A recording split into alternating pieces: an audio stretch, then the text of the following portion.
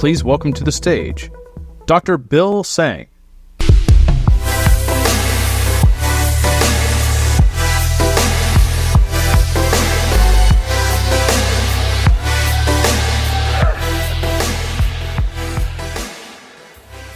Hello, nice to see everyone today.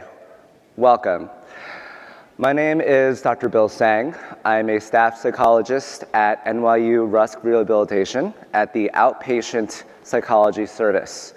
What I do is I specialize in treatment of long COVID.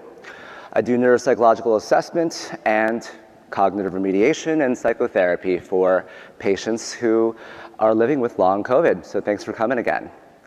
I believe I'm supposed to show that there's a Slido. Oh, I can't tell if it's showing here or elsewhere, but if you see it, oh, there, I'm actually telling them to do it. Okay, so there's a Slido on the screen. For those of you who are joining us virtually and in here, please feel free to enter any questions you have, any comments you have.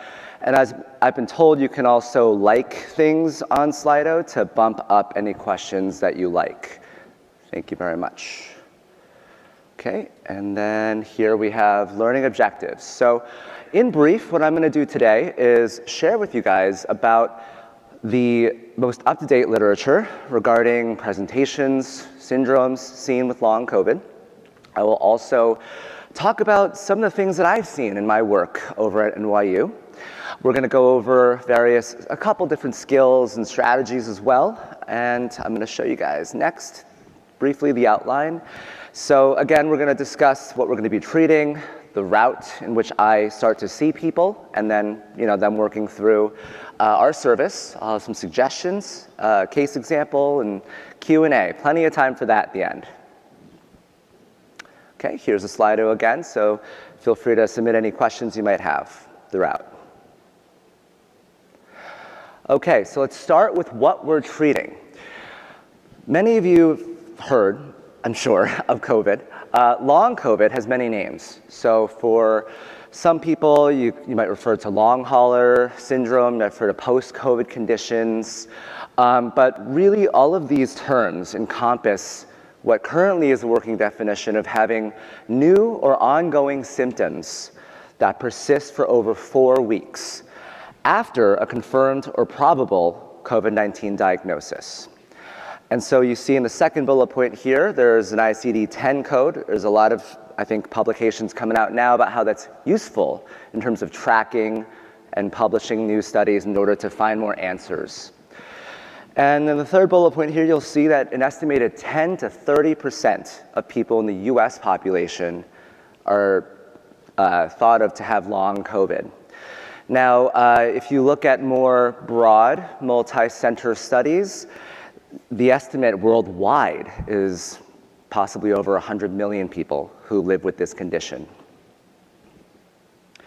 So here you'll see an infographic. It's got a lot of stuff in here, but I'm basically going to point out that we want to think about both factors that might come before and then after, which are the symptoms that come up in all different kinds of areas, right? There's the biological, the psychological, and there's the social. And so with long COVID, the presenting literature at this time points out that there are up to 10 vital organ systems that are affected by this illness. 10.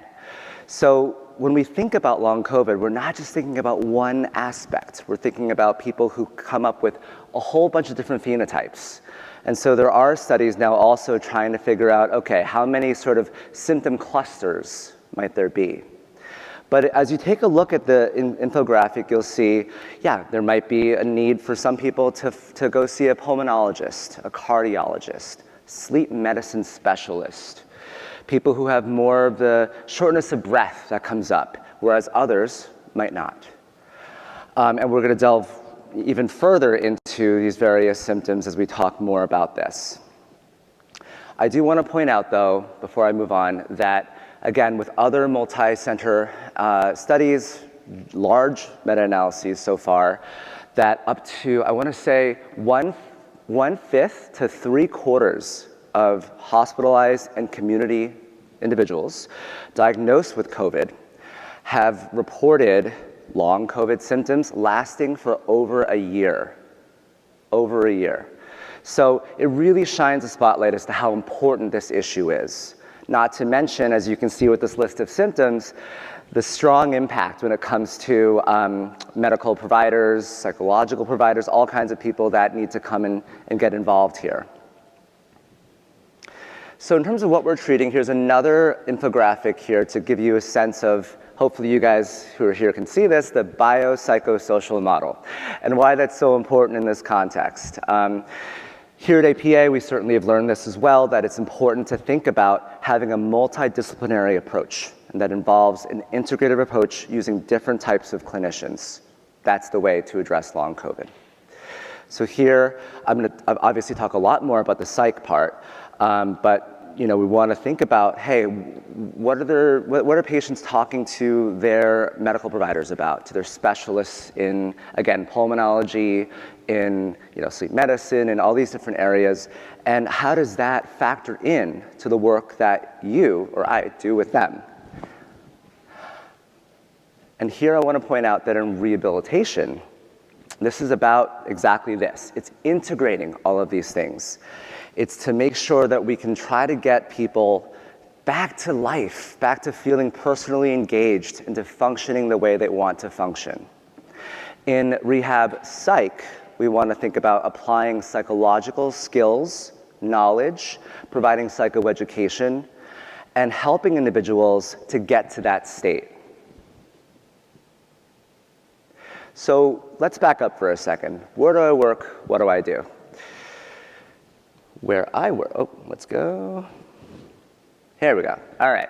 So what I talk about here today, sure, I've talked about multi-center studies, literature reviews, but I also really want to integrate the work that I do, more anecdotally, my day-to-day, so to speak. So at NYU where I work, most of our referrals, come from the NYU post-COVID clinic. So there, patients get a full workup. They get sent out to different types of specialists, providers. They get all these labs that are done. And one of the referrals is to psychology. And so when patients are referred over to us, oftentimes it can be for mental health reasons, like psychological reasons. It could be for cognitive reasons, meaning people report various thinking difficulties.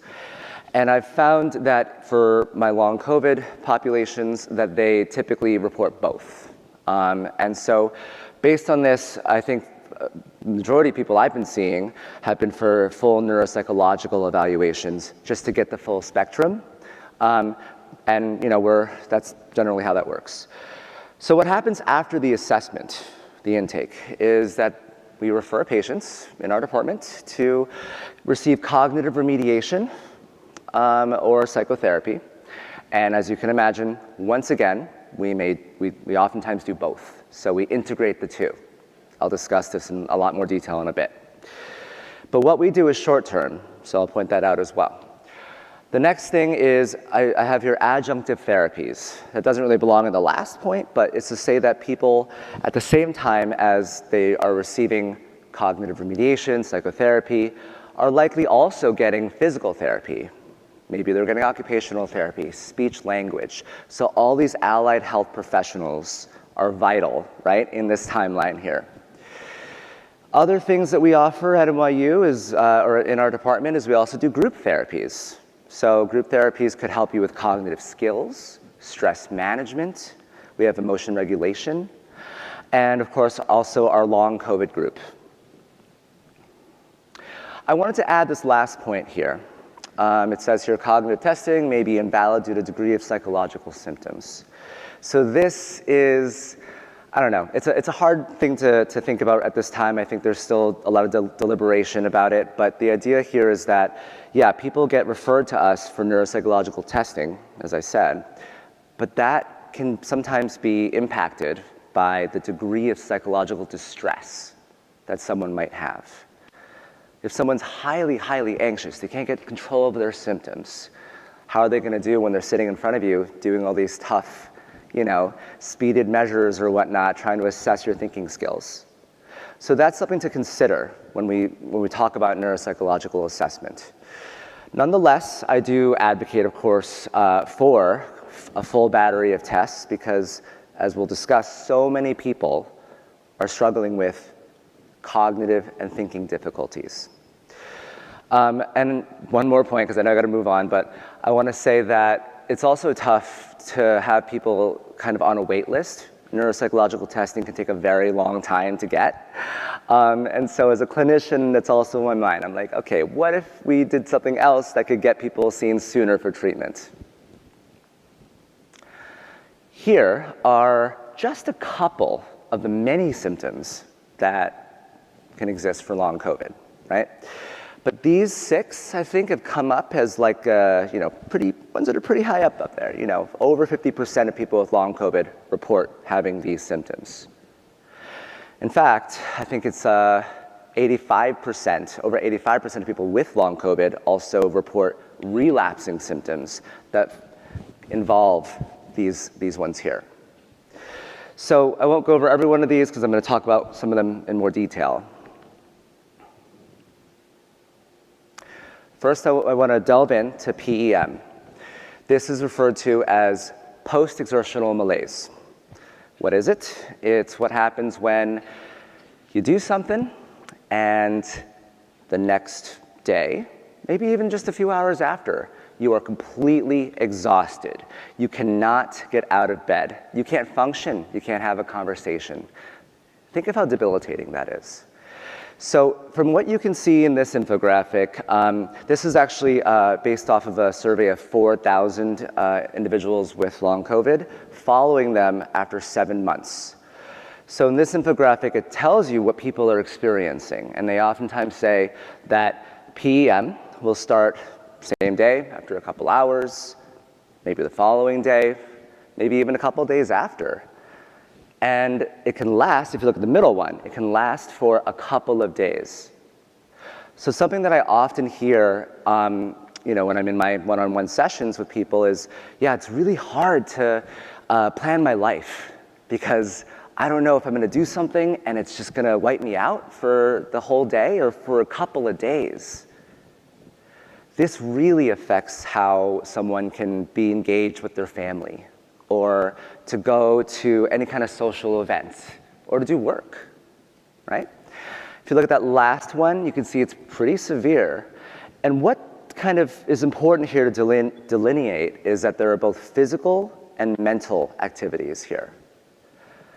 So I oftentimes see that patients will say, oh yeah, I had no idea that mental exertion is also a thing that can lead to my relapsing symptoms, right? And so that's, again, part of the importance of the psychoeducation, symptom tracking, added awareness. Here's some more, again, from the same article that I'm referencing, but I wanted to point out relapses. That's really what's impacting people with long COVID. That's really where, again, in rehab psych, we can come in and help, right? So as you can see here, physical activity is at the top, but there's also mental activity. There's various things here that are listed. I want to point out stress as another one that's really high up there regarding significant triggers. If you look to the right, though, under B, here you can see that a lot of people report, yeah, maybe you can figure out, okay, this is the trigger. Like when I do this, then I have PEM. But just as many people can't tell. They don't know what's going on. And that adds to that uncertainty and the fear and the panic that can come in with having relapses here. Now, I'm sounding really dire. I want to point out that if you look at the higher bar up on the right, that over 7 months, a high percentage of patients also report getting better slowly. So they're slowly recovering more and more. And that's really, I think it surprises people when they learn about this, because when you're in the thick of it, it can be really hard to acknowledge that. Now let's move on to some treatment aspects. When I talk about treatment, let me just say it this way. I really want to frame this discussion by first presenting to you all some anonymized quotes that I've had from my work with patients in our department. So the first one here is about how mental health is just not given enough recognition. I mean, you could say this about a number of chronic illnesses throughout time, right? But it really doesn't get enough attention, and something that's super important to highlight here is how almost all of the people I've seen have said that they feel as though long COVID it's an invisible illness. Meaning one day you can appear fine for a bit, and then people see you and they're like, oh, we're having a conversation. And like I said, moments after, everything can change. But so many people say to me, you know what, just because I might look like I'm put together doesn't mean that I'm put together. You know, you're presenting yourself in a way to try to get your life moving, but it doesn't mean that you're not struggling.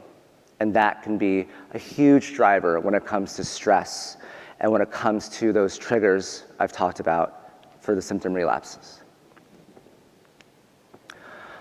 I'm not going to go over every of these quotes, but as you take a look at them, scan over them, you can see that the themes here include just how isolating long COVID can be. Isolating. It impacts every part of your life. You are just exhausted for large portions of the day. And there's this really, I think, insidious sort of fear that comes with not knowing when your symptoms will end, not knowing if what you're trying is going to work or if it won't work. Here are some that cover cognition fatigue. For everyone that's involved, that's here at this talk, I'll just quickly mention that brain fog is like the hot term, right? Everyone who knows long COVID has probably heard brain fog. And that has to do, broadly speaking, with difficulties in concentration, in thinking speed, efficiency, these aspects. And patients have told me, yeah, you know, I feel as if there's a fog descending over my head. And oftentimes the feeling is kind of in the front part of the head, right? And so other patients have said to me they feel as though they have a computer browser open and there's 10 million tabs open, right? Maybe some of us are familiar with this. And so if you have too many tabs open, then your computer works slower. Maybe your mouse cursor is spinning if it's a Mac and it's trying to still process. Some other people have said, yeah, I feel like my brain parts are creaking. And on a different account, I recently had a long COVID group meeting where we had a lengthy discussion in which the participants said, you know, we don't like using the term brain fog. It doesn't really cover what I experience. Instead, some have said cognitive fracturing is a better way to describe it. All right, so let's talk about our treatment sequence. This is pulled from an article from Sachs Zimmerman and colleagues. And this is pretty much what we do when we treat long COVID. But what's important here, I want to point out, is the sequence in which you treat. So the first one is emotion regulation, followed by cognitive strategies, followed by behavioral activation.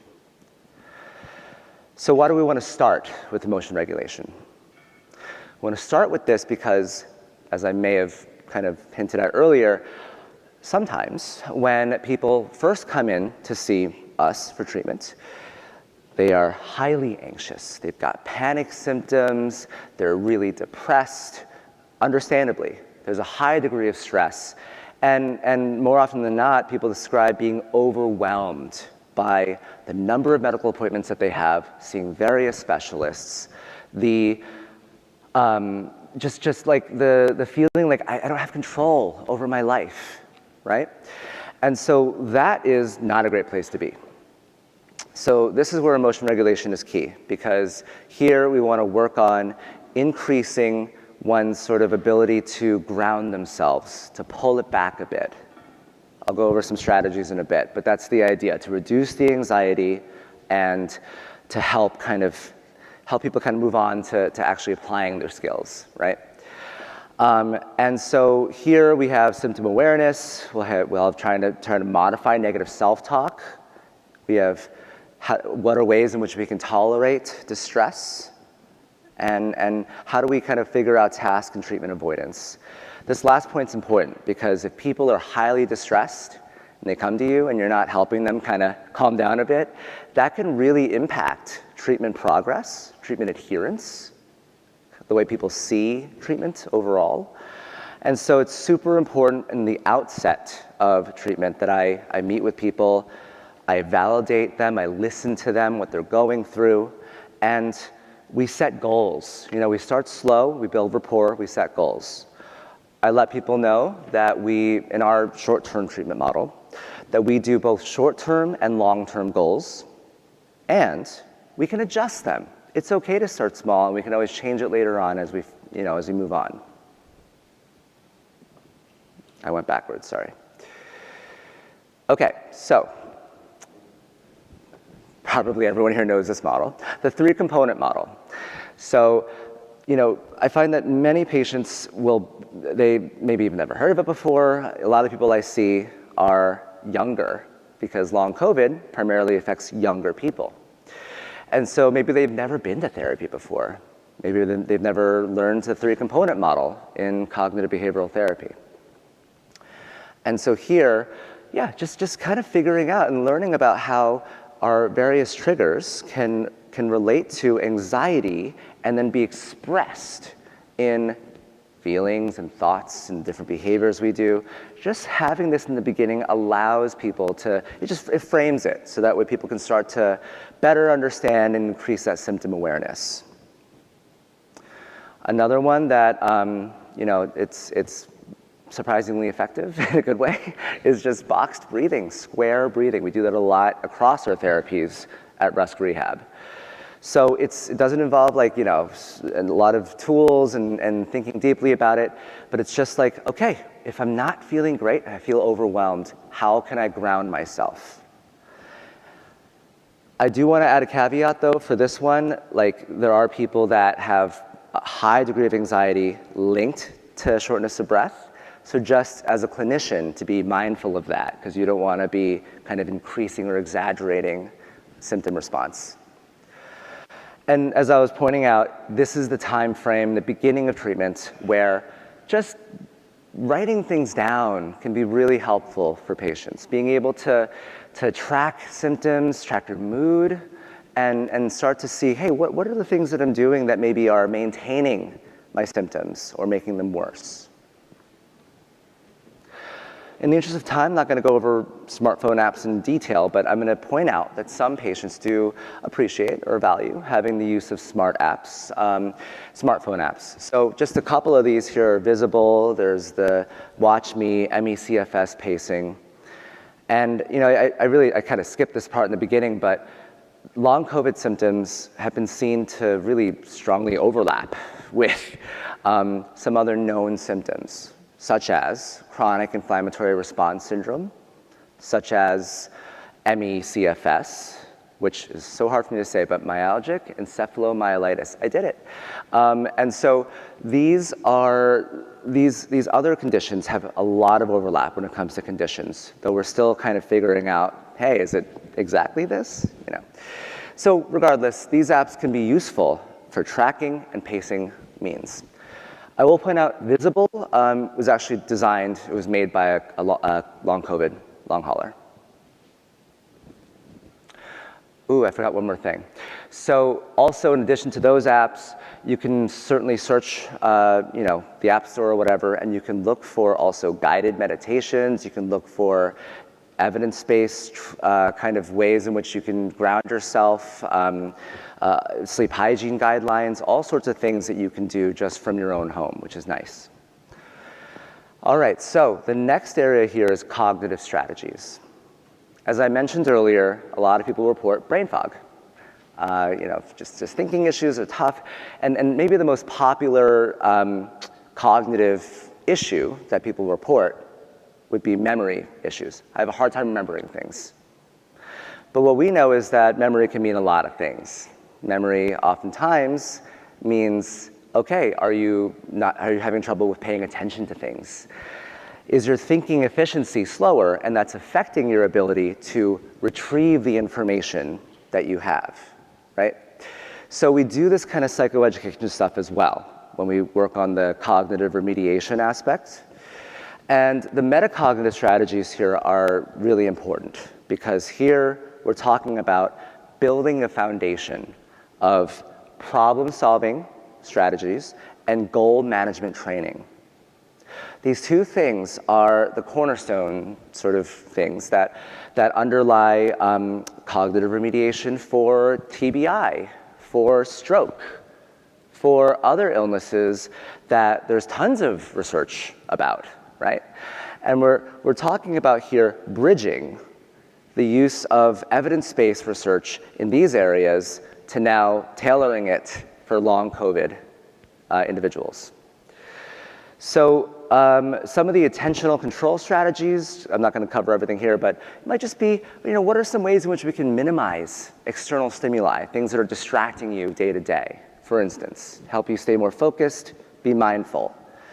What are some internal or external memory strategies?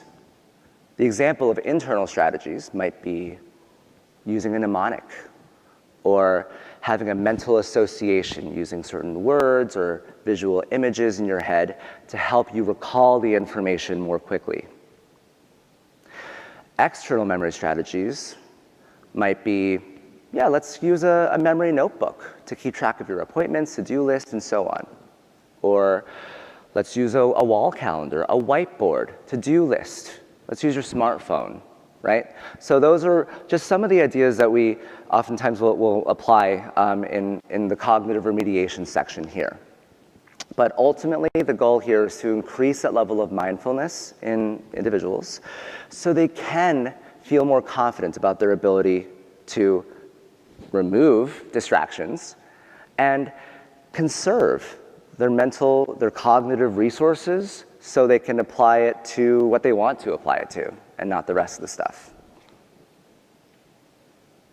Here I borrowed this table from the American Congress of Rehabilitation Medicine manual, the ACRM manual. So this just quickly outlines some problem-solving approaches. And so just broadly speaking, we've been sort of talking about this already, but gaining awareness, trying to figure out, hey, what's been going on that really is affecting me and my symptoms and my day-to-day? To then use that to help you generate some possible solutions. An example might be, I have a hard time staying connected with my family at social events. Okay, well, in this case, let's talk about what happens when you're at these events. Who's around? How many people are there? Is it loud? Do you have a place you can, go and remove yourself to, take a break if you need to, if you feel overwhelmed? So it's identifying these things and then making plans. Okay, maybe I can take a 3-5 minute break if I really start to feel overwhelmed. And then it's to execute. So this means, okay, let's actually give it a try. I'm gonna write it down on a list, and when I feel like I'm about to hit like a negative spot, a difficult spot, I'm gonna go ahead and try this technique that I worked on. And really important, self-monitoring as well as evaluation. You want to see, did your strategy work? Did it work? If it didn't work, don't give up. We can try something else. Why didn't it work? So it's really working with patients to, again, individualize, tailor, and look at what they're going through day to day to try to get the needle kind of moving forward a little bit. This is just two brief, quick tools that I like to use in sessions. One of them is called Setting Smart Goals, and one of them is the Goal Plan Do Review. They feed into each other. Basically, we'll do like these worksheets in session where we talk about, okay, maybe right now everything feels like too much. How do we break it down? SMART Goals helps you do that. So let's be specific. Let's try to find out how we can break things down to be achievable for you, given where you're at, and to maybe even time it out based on how long you can stay focused or stay active without triggering a symptom relapse. The goal, plan, do, review is pretty much just the translation of what I showed you guys earlier with, following through the whole process and seeing how you did. The next area is behavioral activation. So what is this? This is actually the section that I spend the most amount of time on in treatment. If you remember from a few slides ago, I talked about PEM, post-exertional malaise. People who suffer from this, and there's, I think, at least like 50% or maybe 80% of people with long COVID symptoms report PEM. So it's really, really applicable here. It's practical. It's working on real strategies to get people to be engaged with their day-to-day lives and to learn techniques such as cognitive strategies, such as emotion regulation strategies, and to apply it when it comes to pacing their days, activity scheduling, and so on. I've adapted this model from MECFS literature.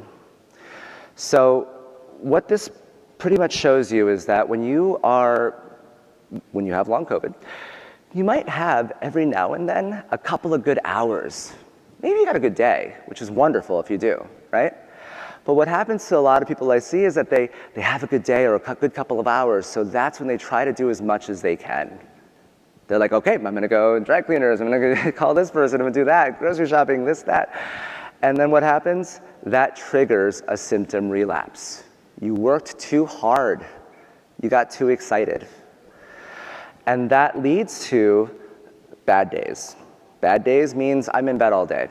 Bad days means I can't do anything, right? And that's a problem. So when that happens in the cycle, you have this deconditioning, this pain. It might be pain, it might be fatigue, it might be brain fog, all these symptoms. And in this cycle, the symptoms are in control. And that is what leads to also having these depressive symptoms, feeling anxious, fearful about what's going on, and it continues to drive a vicious cycle.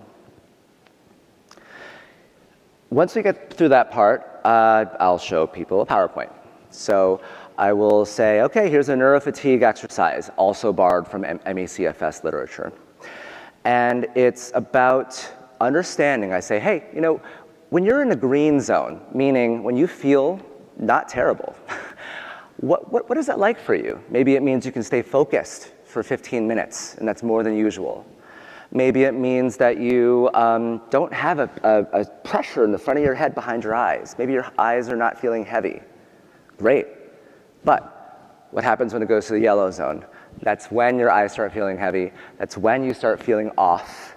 Maybe you notice that you're more irritable. You're easily frustrated, right? And that should be the warning sign for, okay, you know what? I don't want to get to the red zone. I don't want to have a full symptom onset, a full crash. So what can I do now using my strategies to pull it back? Maybe that means taking a 5-minute break. Maybe that means, going into a room, putting on headphones and doing like a guided meditation, right? So this is really, really, really helpful. Most people tell me, yeah, this is fantastic. Because the goal here, as you can see, is to make that yellow warning zone kind of go up a bit and to give yourself more green zone. And especially to notice when you're getting to that riskier spot to be able to pull yourself back. And that is pacing. In the interest of time, I'll kind of go a little more quickly, but basically here is time pressure management, another popular tool used in rehab psychology and in cognitive remediation. TPM is encompassed with an acronym called AIM. So it's pretty much applying what I've been talking about, but for the reason of how can we help improve your ability to compensate for when you're having slower processing speed. And when does that normally happen for most people? When you're in a high time pressure situation. So some of us might think, okay, well, what is that? Maybe that's when you're giving a presentation like this. Maybe it's when you're just having a conversation with someone and you're expected to have a back and forth. And I hear a lot of people say that they're afraid to even engage people in conversation because they don't want to lose their train of thought. and they need like 5 minutes to find the word that they're missing. How stressful is that? So in those moments, that's when people are most vulnerable to having reduced processing speed, to having anxiety, to feeling frustrated, irritable, and just an overall terrible time. So TPM here is meant to be the exercise where we figure out, hey, what can we do to compensate for these difficulties, to get you thinking more efficiently? Some other ones are here. So another big one is the Pomodoro technique. So this one is also very evidence-based. There's a lot of literature talking about how it's useful for study habits, useful for just improving work habits and efficiency. So applying it and tailoring it, again, to the long COVID population means, okay, so first of all, how long can you pay attention before you start to feel strain? For some people, it might be 5 minutes, which is fine. Then you work with 5 minutes. For some, it might be 20. Maybe if they feel interested or they're engaged with their spouse or something, then it's longer. But you use this time frame to get a sense of, to figure out how to build your Pomodoro technique. And that means using SMART goals, using goal, plan, do, review, breaking down whatever activity it may be, step by step. So that way you can actually build a checklist and mark off each thing as you're doing your Pomodoro. And what that means is you're gonna spend as much time as you can without getting you in that yellow, red zone, and then you're gonna take a break. But you're gonna know where you left off so you can come back to it. And then you're gonna go back into it and you're gonna keep going and you're gonna take a longer break and you just refresh and reuse the cycle.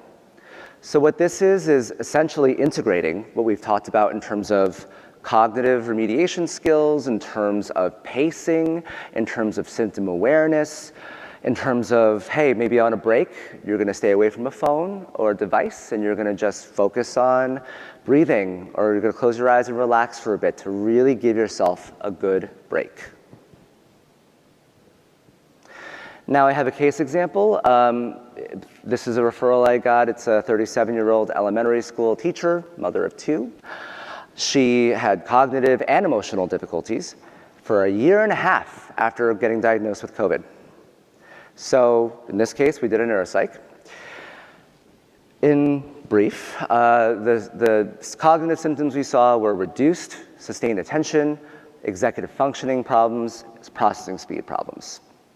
The psych aspects include mood, anxiety, as well as a tendency to focus, to be preoccupied with physical symptoms, including malaise, just feeling like, ugh, you know.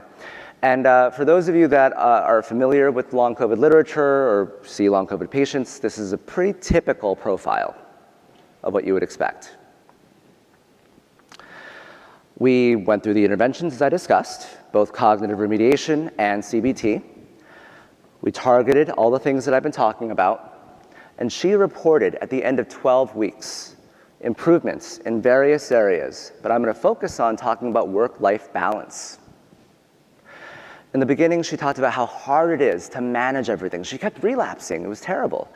And at the end, she talked about how she felt she was getting better at saying no to workplace obligations, to family obligations, not like in a mean way, but in a way that she could set her own boundaries and feel more in control. So what that tells me is we have increased feelings of self-efficacy in her ability to apply these techniques that we talked about and to really notice a change. She wasn't falling apart anymore. She even taught me something. She learned that she could use her smartwatch to tell it to remind her in 20 minutes to do something, change the laundry, send an email out. That's wonderful. So yeah, so I just want to show you guys that. All right, clinical measures, I'll very quickly say this, but there's a couple, this does not cover all different measures that you can use, but what I try to do is to track progress. So there's the compass for tracking autonomic symptoms, heart rate, things like that. There's the fatigue scale, really helpful in this case to track fatigue. There's, most of you know about the GAD-7, PHQ-9 for mood and anxiety. They're quick and easy to administer. There's also the NIH the free ones that can look at mood, adaptive functioning. So there's a PROMIS, there's a NeuroQOL. Again, I haven't covered everything here, but there's also new measures for also long COVID and tracking cognitive dysfunction as well. I want to point out the importance of a survivorship community. So this article talks about how a lot of people feel isolated, as I mentioned in the beginning of this presentation. So it really, they may not even benefit as much from joining a Facebook group. Maybe they want to see someone's face, right? So being part of a treatment clinic, like the post-COVID clinic, for example, is so helpful. Or even just another formal survivorship clinic. And my hope is that there's going to be more of these available in the future, to have more availability, more access. Lastly, I want to point out the importance of just also being creative and having fun. What we've talked about today has involved applying research, evidence-based techniques, right? Adapting things from well-known, areas of cognitive remediation and therapy. But also, what about something else every now and then? Here, I have a screenshot of a Word document I worked on with one of my patients, and he got COVID, and then since then, he's been highly anxious. He doesn't want to go, he hasn't wanted to go out. He's concerned about getting it again, and also concerned about adding to the spread, right? So it's really important to him that he doesn't contribute to that. So, however, he had a lot of limitations because then he can't go outside so much, and that's a problem when it comes to mood. So here he took pictures. We took pictures from places in Brooklyn that had outdoor seating, and so he marked down places he felt comfortable going at certain times, places he didn't. And since this, he's told me he's been going outside more often. So he's been going to these places more often and feeling more connected. List of references. I want to thank my team at NYU, Post-COVID Clinic, and in the psychology service. I want to thank all of our wonderful patients. And I want to put up, there we go. These are some quotes that show me change talk. Hey, people are feeling better. They're feeling more optimistic. Maybe they're applying goals. I just thought I would end with that. So thank you very much for coming.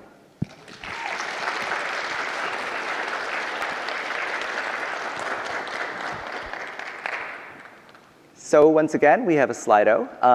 For any questions, feel free to enter it here. We have a moderator, to help us with that, okay? Okay. Worldwide, where does long COVID most frequently present? Worldwide, where does long COVID most frequently present? I don't think I know the answer to that. North America? Thank you. Okay, I appreciate that. You know how long I spend researching this, and I'm like, what? So yes, people have said North America. I'm not entirely sure, but I can always look it up as well. Oh, wonderful. See, connecting everything with APA. And the next question we have says, with up to a 30% occurrence of long COVID, why is there such a push to pretend that COVID is over and no longer a public health emergency? That is a good question. You guys are throwing me hardballs. I can't speak as to whether there's a push. It's hard for me to tell, actually. But I do think that there is a need, as I've talked about in this discussion, to help people who have long COVID. There's such a high percentage of people that do suffer from these symptoms, from so many symptoms, thinking about the 10 organ systems I've talked about. So there is a need to certainly address long COVID and to help out these patients. And then what impact does the fatigue many with long COVID experience have on ability or willingness to complete neuropsychological testing? That's a really good question, thank you. So fatigue, everyone deals with fatigue, it feels like, right? So with fatigue, it's hard for you to walk. You have to walk to get to your neuropsychological assessment for the most part, right? And you also have to sit with someone, do a full clinical interview. You've got to be engaged, have back and forth conversation. I'm not even at the testing part yet. So fatigue can really impact one's ability to stay engaged. It can also, as I've talked about, bring up those symptoms that I've been referring to, the brain fog, the trouble concentrating. If you're at the point where you can only stay focused for 5 minutes, imagine being in a testing session for over an hour and a half. So it can really impact one's ability to stay engaged. Even if they want to, it can really impact it, and it can impact test validity overall. And are there any trends on profile of these patients on neuropsychological testing? Oh, great question. So there's actually another talk at this very moment talking about that, I think. But in terms of trends, what we know so far is that cognitive difficulties mainly arise in the frontal and temporal aspects of the brain. So what that means is most people report having reduced processing speed on speeded measures of just how fast can you do certain things. They also have difficulty with attention, so sustained attention, sometimes complex attention, like working memory, your ability to kind of keep things and manipulate it in your head. And executive functioning, which is it's all wrapped up together. And that has to do with your ability to stay organized, to prioritize, to problem solve. Because guess what? You need all of these other things, like attention and processing speed, to be able to do these other higher level cognitive functions, which includes learning things and recalling things as you need to. That's the primary aspect I'll point out.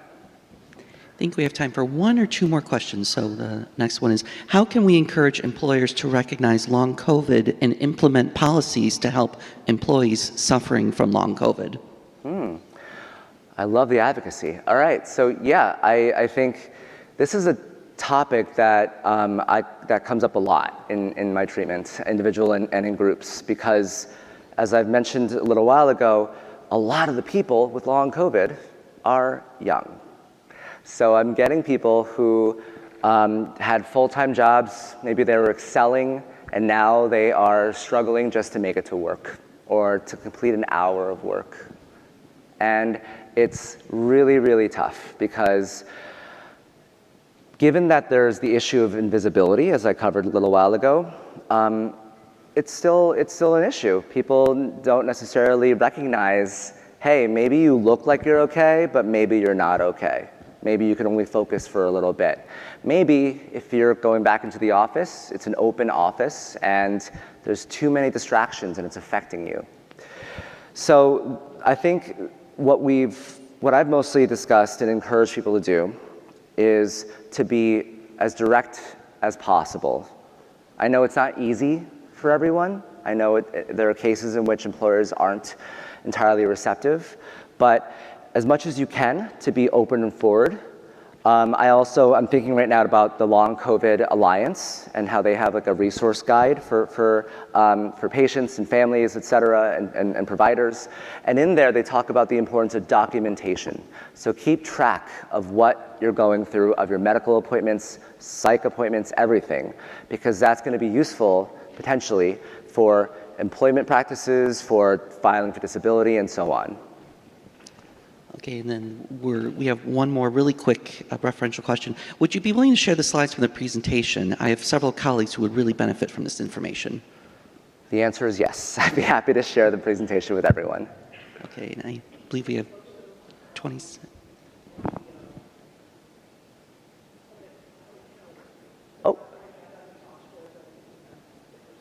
Oh, great. Okay, yeah, I'll find out how to do that, and I'm happy to share my slides.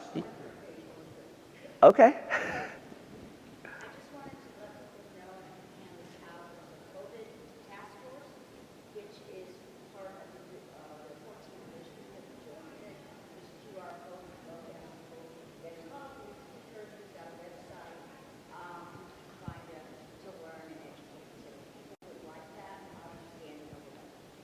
Thank you very much for sharing about the COVID task force. Thanks, everyone.